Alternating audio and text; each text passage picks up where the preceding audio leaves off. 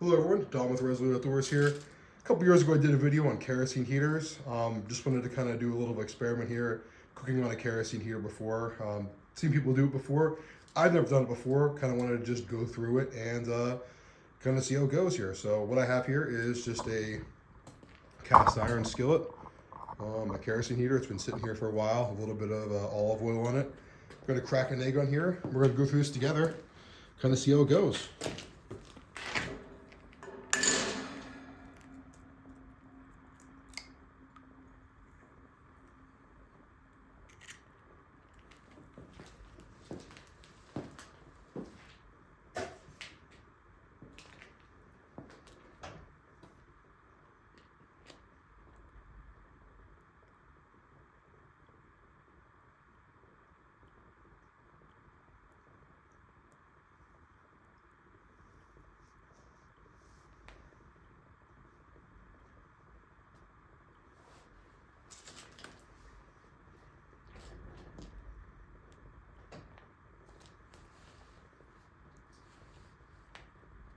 It's usually cooking good enough to me.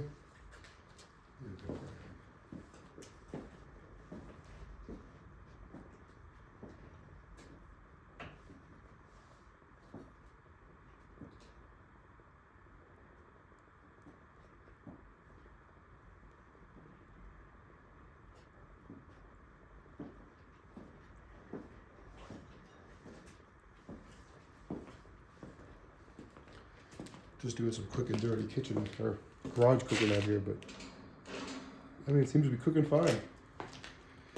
Might take a little while. I don't know what the temperature is in the skillet, but it's definitely cooking it. I mean, I'll turn the camera off here, and then I'll come back in a little bit when this is done, and we can take a look at it together, see how it worked out.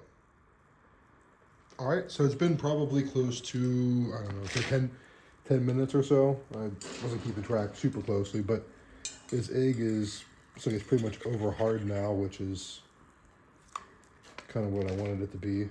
So, you know, it can be done. So we did it together. It's the first time I've ever done this.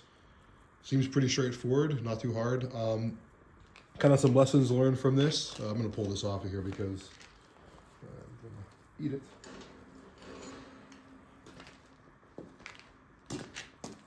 So I'll flip you around and we'll keep talking. It just cools down a little bit.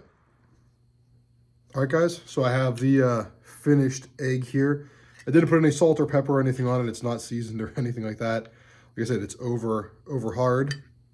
I'm gonna take a bite here, and then I'll kind of talk about, like I said, some of the lessons I learned from going through this process.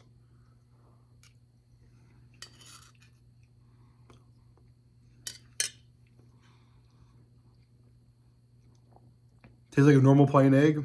I don't think I'm getting really any kerosene taste or anything like that from it. I think, like I've said in videos past, there's not a ton of smell from a kerosene heater. Definitely, I think some, especially when you first start it up, but I haven't noticed a ton of it, although my sense of smell isn't very good either, and I'm a little bit sick, so take it with a grain of salt. But you know, I don't think it tastes funny or anything like that, besides lacking some salt and pepper.